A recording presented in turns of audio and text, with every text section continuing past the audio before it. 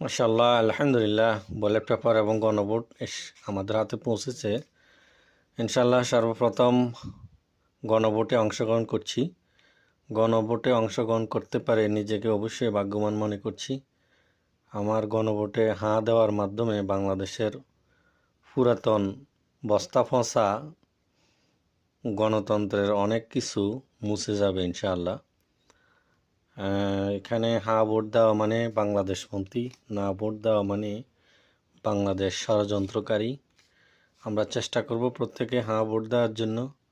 বিশেষ করে অন্তর থেকে দোয়া করছি বাংলাদেশের যে রাজনৈতিক দল প্রবাসীদেরকে ভোটের মাধ্যমে তার মূল্যবান মতামত প্রকাশ করার জন্য সুযোগ করে দিয়েছেন, কথা বলেছেন, আন্দোলন করেছেন, তাদের জন্য অন্তর থেকে দোয়া করছি এবং 2026-এর এই নির্বাচনে সেই দলের বিজয় কামনা করছি।